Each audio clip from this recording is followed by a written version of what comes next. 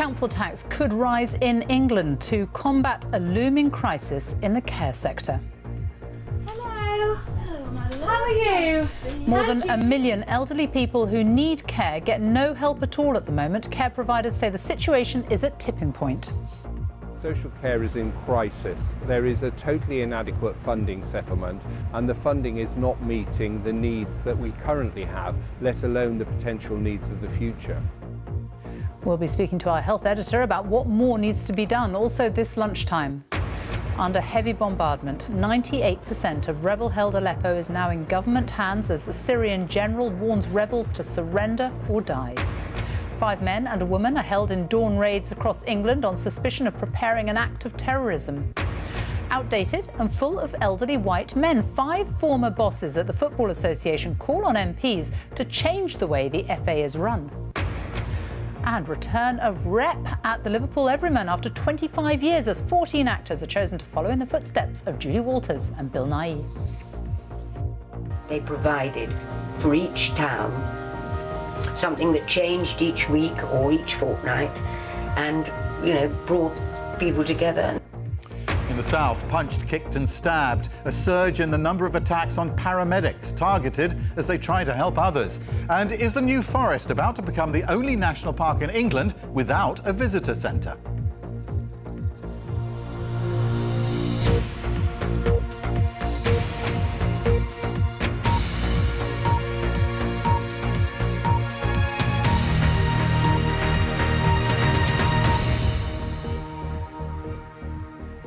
Good afternoon and welcome to the BBC News at 1. Council tax bills in England could rise next year amid fears of a looming crisis in social care. There are warnings from those working in the care sector that it's at tipping point and the system could topple over at any moment. It's understood local authorities would have the flexibility to increase bills, but the Local Government Association has warned that the proposal could lead to greater inequality with a postcode lottery in services. Our health correspondent Robert Piggott reports. How are you?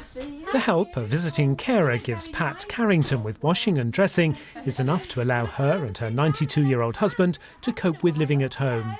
It costs less to care for the Carringtons here, but care workers say funding for the service has been badly squeezed. Anywhere they like. The scarcity of funding for social care means elderly patients are increasingly stuck in hospital with no nursing home place available even after they've been declared fit to leave. Open the door. Betty Smith lives in a flat with trained staff to look after her and other residents. Social care like this might be expensive, but it's nothing like the cost of a hospital bed. Underfunding social care is inefficient. It's a false economy, because if people don't get the essential care and support they need, they will end up in more expensive parts of the system, like hospitals. It will impose a big human cost on families and carers. For spending on adult social care in England, experts predict a gap between what's available and what's needed. Services are already overstretched this year, with a shortfall of £1 billion predicted by April. With demand for care increasing, the gap's predicted to rise to £1.9 billion next year and even further in 2018 to 19 to £2.2 billion, reaching £2.3 billion by the end of this Parliament. A longer-lived population with more complex chronic medical conditions is increasing the burden of social care. But while funding for the NHS has increased, there was a 9% cut in local government social care funding in England between 2009 and 2014. Private care homes say they've borne much of the brunt of the shortfall. We are seeing a reduction in the number of care homes, and we're also seeing some research which says that a lot of care homes are literally at a tipping point, and what we will see is care homes closing in the next year to 18 months. With a crisis in social care looming, ministers could now allow local authorities to put up council tax to raise extra funds. But councils warn it could lead to a postcode lottery in the provision of care. Some authorities will have a good tax base because of the housing quality. Others will have quite poor ability to raise it. So the potential is that you're actually raising and penalising fairly poor people. Permission to raise council tax in England would in theory apply to Wales too, but councils there might not choose to follow suit. Recent cuts in adult social funding in England have not applied to the same extent elsewhere in the UK. Robert Piggott, BBC News. Our political correspondent Carol Walker is in Westminster. So dire warnings there about the state of the care sector, but it's not clear yet how ministers plan or could raise more money. No, that's right. It's clear that the government has recognised that it's got to do something and do something right now to deal with, as you were hearing there, those warnings of a crisis emerging in social care. And what we expect is that on Thursday, when we get the settlement for local authorities, they will be given much more flexibility as to how much money they can raise and how much money they can earmark for social care. At the moment, there is a 2% limit on what's called the social care precept. We expect a lot more flexibility on that, although this morning the Prime Minister's spokeswoman was saying that it was simply speculation at this stage. The problem with that is, as you've heard, those warnings that it could lead to a postcode lottery because some of the poorest councils under greatest pressure will be able to raise the least money. And we've already had the opposition parties saying it's simply unfair for the central government to dump the problem onto local councils. I think the other problem is that given the scale of the problem, no one thinks that a measure like this is going to really address the fundamental problem. The government is pointing to the extra money it's putting into the NHS, £2 billion this year. There's that Better Care Fund you were hearing about, another nearly £4 billion this year to go between the NHS and social care. But the Prime Minister's spokeswoman was also saying it's not just about money, that there are huge discrepancies between the worst and the best performing councils on this. Whatever the government does announce on Thursday, it will remain under huge pressure to announce a much more fundamental and long-term solution that covers both the NHS and social care. Carol Walker in Westminster, thank you. Our health editor Hugh Pym is here with me now. And one of the big concerns, obviously, about the problems in the care sector is the knock-on effect that it has on the NHS. Well, that's right, Sophie, and this is a historic problem. It goes back 5 years or more. The government, for funding of the NHS in England, has announced increases in funding and has said that is its commitment to health. But with social care funded by local authorities, it's gone the other way.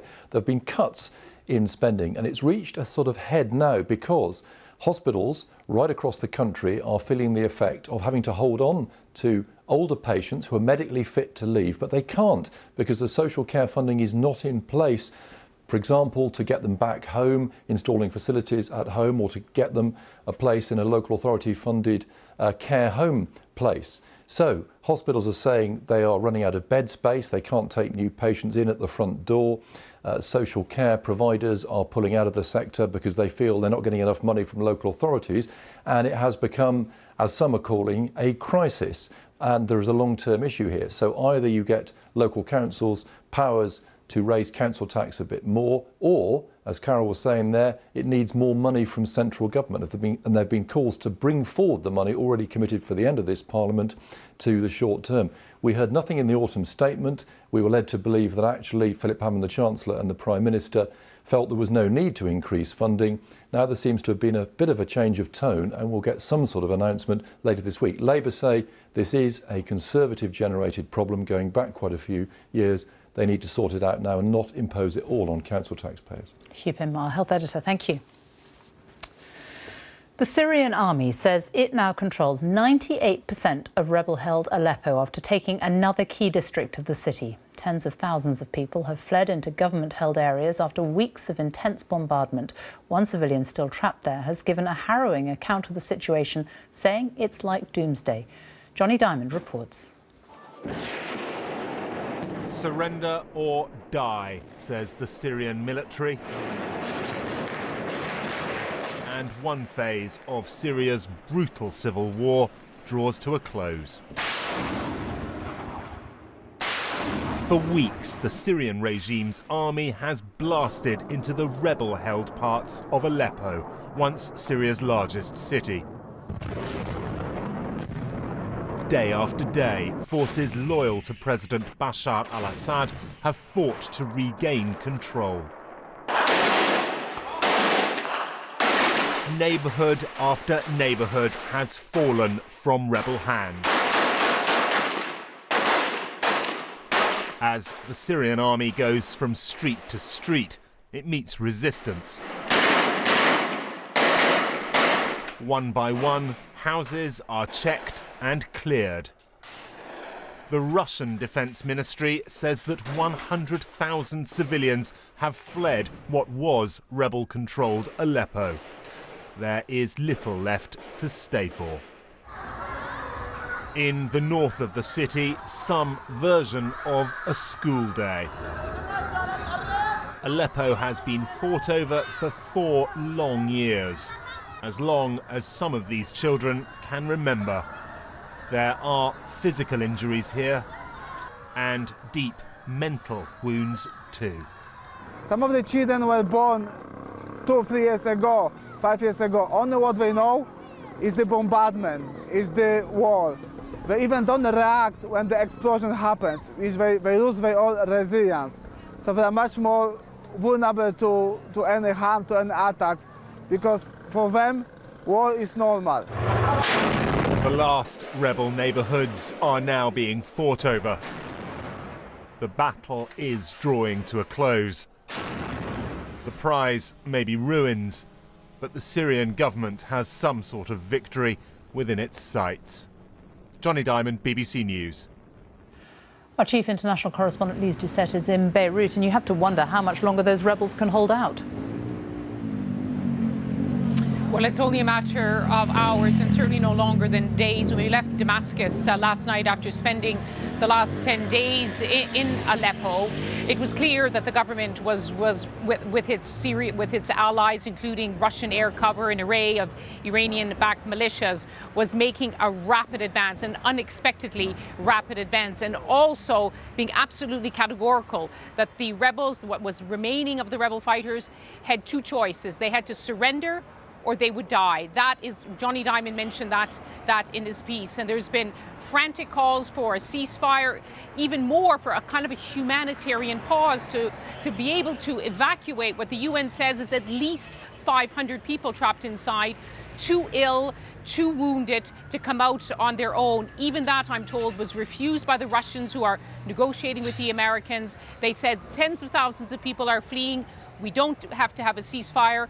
Last night there was intense bombardment and shelling of the last of the districts held in the rebel hands of what was a huge enclave across East Aleppo. And I think by morning, 2 more districts has been seized, and with every hour that passes, there's an ever-shrinking piece of land that the rebels control. And all of the images and all the cries for help we're receiving from East Aleppo are people desperately on the run, looking for somewhere to hide and knowing there is no place to hide now. Lise Doucette, thank you. A man has been jailed for life with a minimum of 24 years for strangling an off-duty police officer and trying to dissolve his body in a bath of acid. Stefano Brizzi, who's 50 and from South London, met his victim, PC Gordon Semple, on a dating app for gay men. He had claimed the officer died accidentally during a sex game, but was found guilty at the Old Bailey last month. Counter-terrorism police have arrested 6 people in early morning raids on suspicion of planning an act of terrorism. The 5 men and a woman were held in Derby, Burton-on-Trent and London. Frankie McCamley is in Derby for us, and today's operation, Frankie, is being described as significant. Well, yes, that's right. In the last few minutes, counter-terror sources have told the BBC that this operation is believed to be significant following an investigation into a group thought to be working towards an attack. However, a strike was not thought to be imminent. Now, where we are now is where one of those morning raids was carried out. You can see the road behind me is closed. In the past hour, we've seen a number of forensic officers going into the property. We believe this is one of 4 properties in Derby being searched. Elsewhere, 2 other properties, one in Burton-upon-Trent and another one in London. 6 arrests have been made here in Derby, 4 men, 2 in their 20s and 2 in their 30s, as well as 1 woman in her 30s in London and a 27-year-old man in Burton-upon-Trent. They've all been arrested on suspicion of engaging in the preparation of an act of terror. Now, as we're hearing that this operation has been named significant by counter-terror sources, and the focus now will be on those searches of those properties in Burton-upon-Trent, London and here in Derby. Frankie, thank you. China has expressed serious concern after Donald Trump said that when it comes to Taiwan, the US should not necessarily be bound by the long-standing One China policy. Beijing considers Taiwan to be part of China and sees any reference to a separate Taiwanese government as a grave insult. From Beijing, John Sudworth reports. The island may today be a modern, self-governing democracy that the US supports through arms sales. But in terms of the protocol, the principle of China's sovereignty, the so-called One China policy, is not to be publicly challenged. Until now, at least. I fully understand the One China policy, but I don't know why we have to be bound by a One China policy unless we make a deal with China, having to do with other things, including trade. I mean, look, we're being hurt very badly by China with devaluation, with taxing us heavy at the borders when we don't tax them. The response from China's foreign ministry was measured, but to the point. We urge the new US administration and its leader to fully recognize the sensitivity of the Taiwan issue, stick to the One China policy, as well as the principle established by the 3 joint communiques between China and the US. After the defeated nationalist army fled to Taiwan at the end of the Civil War, China's ruling Communist Party has long considered the island to be a breakaway province. And since the 1970s, when President Nixon began to bring Communist China in from the cold, the US has been treading a careful line. It's a bold, some would say risky gambit by Mr. Trump. In its official comments, the Chinese government may have been measured, but state-run media has not held back. The Global Times tabloid even suggests that if the provocations continue, China may have to consider retaking Taiwan by force. John Sudworth, BBC News, Beijing. The time is just after 1:15. Our top story this lunchtime. Council tax could rise in England to combat a looming crisis in the care sector. And still to come, a crushing defeat for England as India take the 4th test by an innings and 36 runs. In South Today, we'll be live in Lyndhurst on the future of the New Forest Visitor Centre. Also, why these reeds around a pond in Sussex are causing such a storm.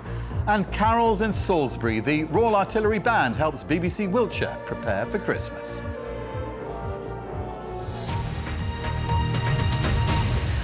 Out of balance and filled with elderly white men. That's how the Football Association has been described by 5 of its own former bosses. They've attacked the way the organisation runs the sport in England, saying it's outdated, and they're asking MPs to bring in reforms.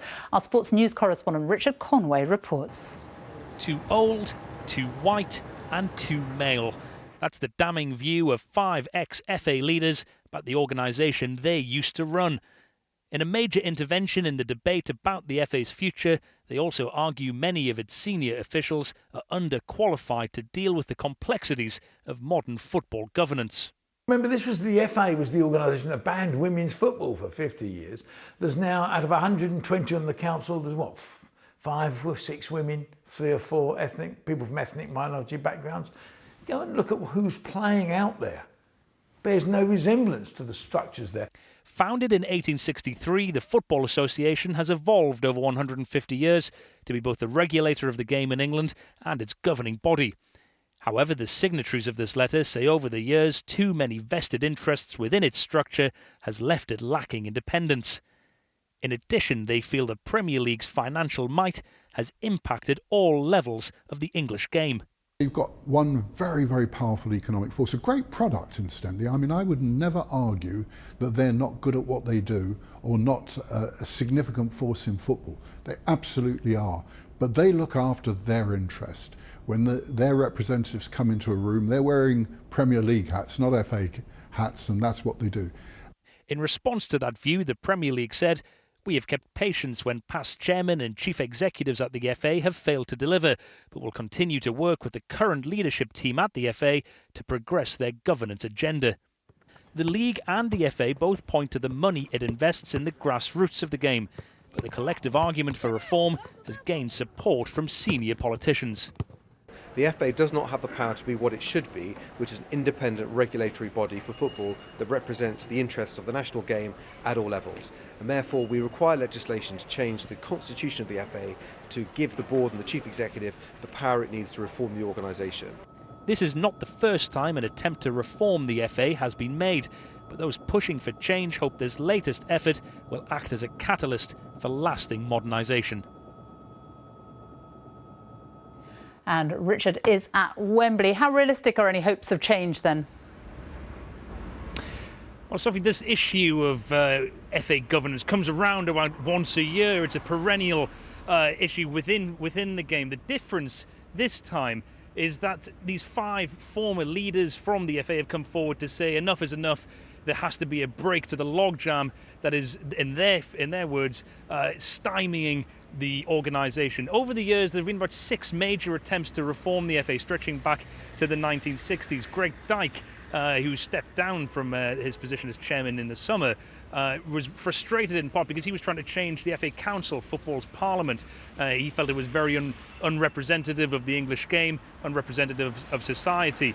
But without that reform coming from within, there can be no realistic chance of lasting change. What would be interesting to see is whether the government back any effort to introduce legislation. Tracy Crouch, the Sports Minister, is out and about today. We may hear from her over the course of this afternoon, and that will give some indication as to the realistic prospects of this time being different, of this time perhaps some external pressure being brought to bear to change things within the corridors of power. Richard Conway at Wembley, thank you.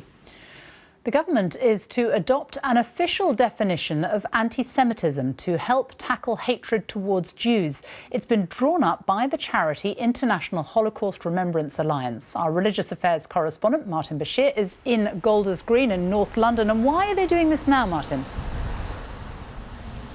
I think this is the government's response to a significant increase in the number of attacks upon the Jewish community. The Community Security Trust found that between January and June this year, there was an increase of 11% compared with last year. And you'll remember that the Home Affairs Select Committee published its report in October on anti-Semitism, and I'm quoting from the report where they said there is a real risk that the UK is moving in the wrong direction on anti-Semitism. And just last month, the Home Secretary announced £13.4 million committed to additional security measures for Jewish schools, colleges, nurseries and synagogues. So in about an hour's time, the Prime Minister will stand up and announce that the UK, as you said, is adopting this clear definition of anti-Semitism. And what is it? Well, it's as follows: any language or behaviour that displays hatred towards Jews simply because they are Jewish. And the Prime Minister will say that adopting this clear definition will ensure that culprits who commit this kind of offensive act against either a person or material possessions or a building can be pursued through the courts, because anti-Semitism will now be properly and clearly defined. Martin, thank you. Southern Railway has advised passengers not to travel tomorrow, irrespective of the outcome of a last-ditch bid to halt a strike. Members of the drivers' union ASLEF are due to walk out for 3 days in a dispute over driver-only trains. Southern's parent company is at the Court of Appeal today, trying to prevent tomorrow's strike action, arguing that it breaches customers' rights. Well, Angus Crawford is at Victoria Station for us now. Angus. Well, 500,000 people use Southern every single day, and this dispute has gone on for more than 6 months. They're having a terrible time. So where are we now? Well, last week Southern went to the High Court and asked that these strikes be declared unlawful. That failed, so they appealed. So they're now today in the Court of Appeal asking for those strikes to be declared against the law. Now, the problem for Southern is that any result from the Court of Appeal will come too late to change the situation tomorrow. Drivers and trains will simply be in the wrong places. So what's going to happen? Well, if Southern win today, tomorrow there will be huge disruption, and Southern saying don't try and travel. If they win today, if they lose, unfortunately, today, what will then happen is there will be a series of strikes continuing on into the new year and continued disruption. Angus, thank you. The draw has been made for the first knockout stage of this year's Champions League. Manchester City will face Monaco, while Leicester City, playing in the last 16 for the first time, will play Sevilla. Arsenal were again drawn against Bayern Munich. India's cricketers have crushed England in Mumbai to take the fourth test by an innings and 36 runs. It means they've also won the 5-match series 3-0 with 1 game left. England lost their last 4 wickets in just over half an hour this morning for the addition of only 13 runs. Our sports correspondent Andy Swiss reports. Rarely has victory been quite so emphatic or defeat quite so dispiriting. For India's cricketers, a lap of honour. For England's captain, a round of soul-searching.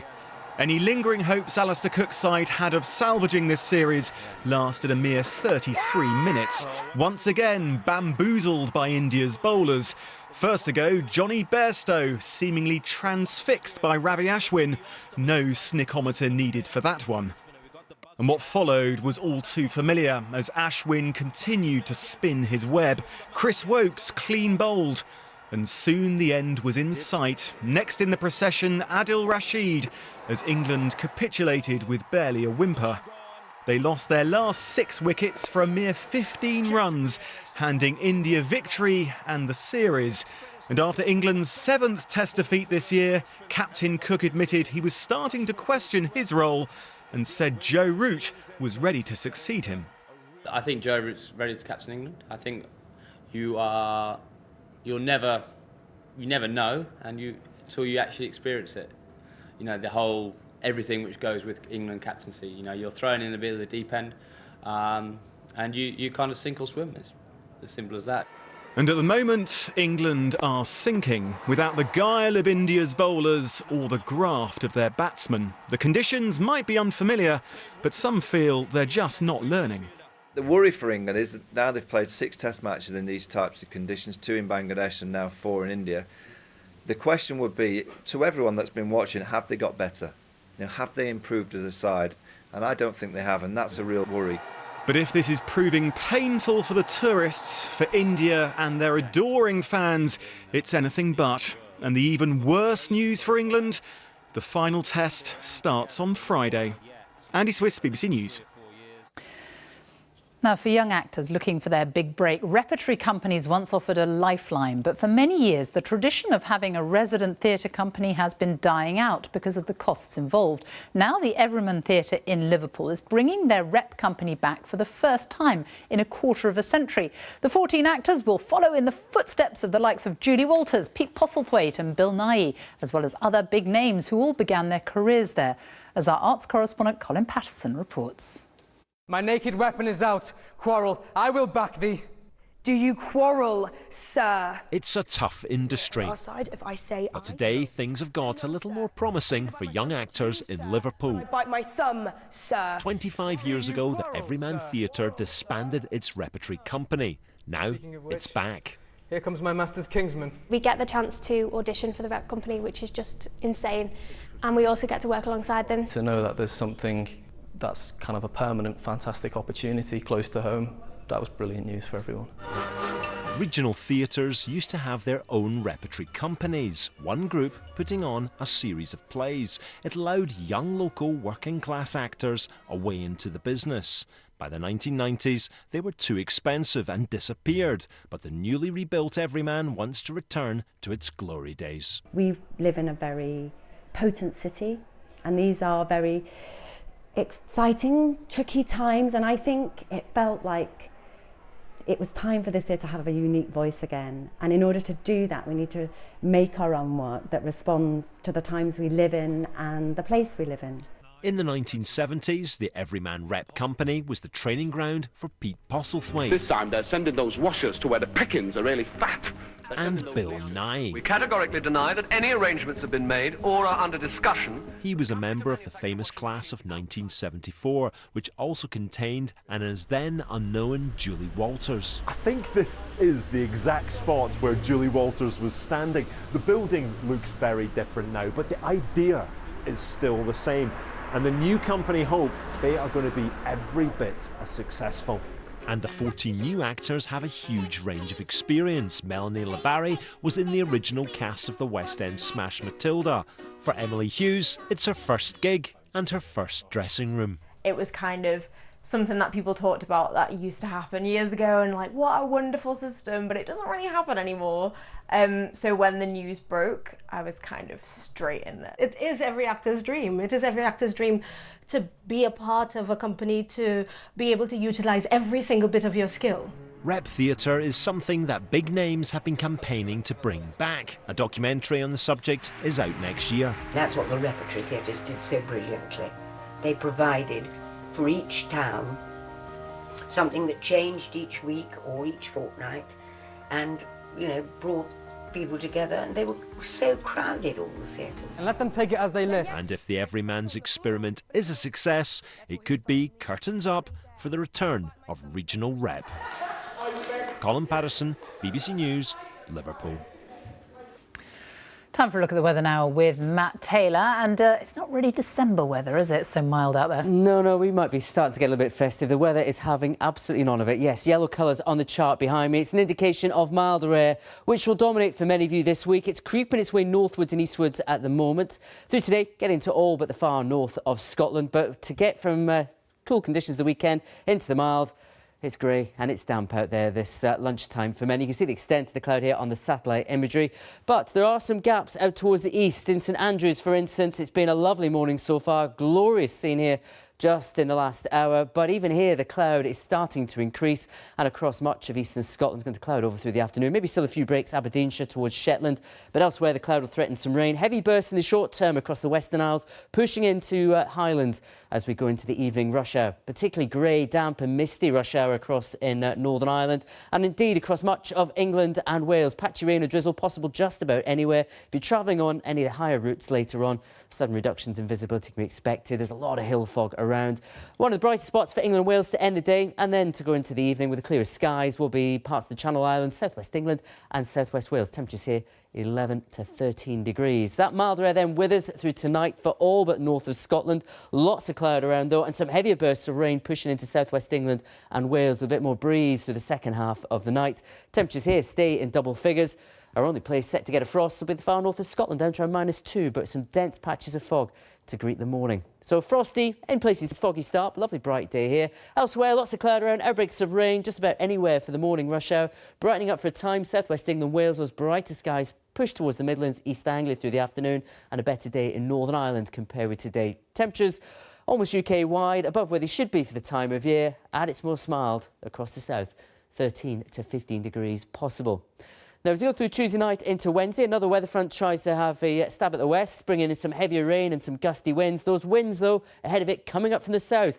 So it pushes that mild air to even the far north of Scotland this time for Wednesday. Outbreaks of rain, though, Scotland and Northern Ireland with some gusty winds. But actually, Wednesday across southeast Scotland, England and Wales, probably the brightest day of the week with a good deal of sunshine around. I'm feeling quite pleasant in that sunshine too. By the time we get to Thursday, though, it's back to grey skies once again. The predominant cloud colour this week. There will be patchy rain or drizzle just fizzling out across western areas, maybe a little bit of brightness to the east and across Northern Ireland for a time. But as we head towards the weekend, there is sign of things turning a little bit quieter, a little bit drier, a little bit brighter and a little bit cooler. Matt, thank you. A reminder now of our main story this lunchtime. Council tax could rise in England to combat a looming crisis in the care sector. That's all from the BBC News at Once. That's goodbye from me on BBC One. We now join the BBC's news teams where you are. Bye-bye.